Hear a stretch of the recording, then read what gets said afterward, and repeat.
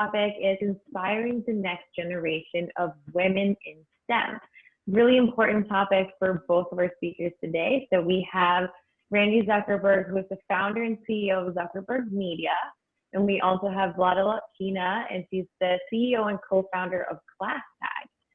So we'll get right into it with question number one.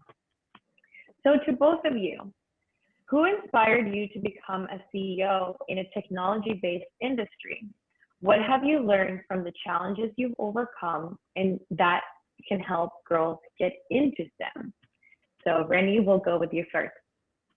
Sure. Well, first of all, I mean, I'm just countlessly every day inspired by incredible women like Vlada, like you, Lindsay. It's, you know, that it definitely makes it much less lonely, because I have to say it is still a bit of a lonely world to be a female CEO, especially in STEM and certain industries.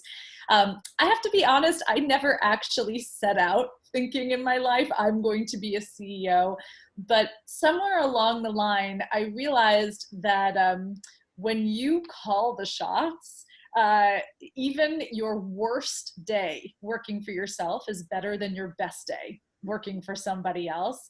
And it's been just so exciting. I really hope that more women step up and take that ownership in their career.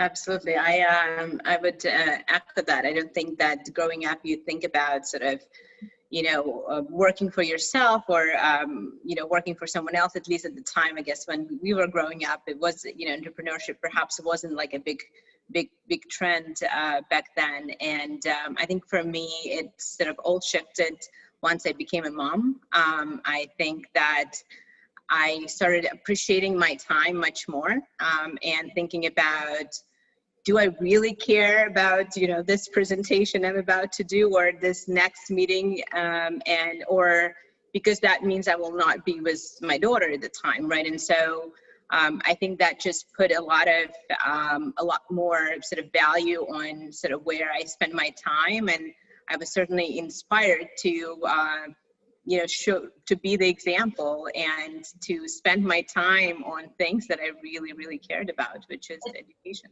It's such a great point, Vlada. And so many of the best female CEOs that I've met, they had a problem in their own life. And they figured, you know what, if this is a problem for me in my family, with my children in my life, it's probably a problem for millions of other women also. Typically, maybe those are things that wouldn't traditionally be funded by male VCs who don't understand what that pain point is. But there have been so many successful companies started by women like that. And I'm sure there will be many, many more. So the next question is for you, Randi. So based on your research, when young girls start moving away from STEM, how can we inspire them to stay and pursue that instead? It's such a great question, Lindsay. And I have to say, I was shocked in my research to find that it is around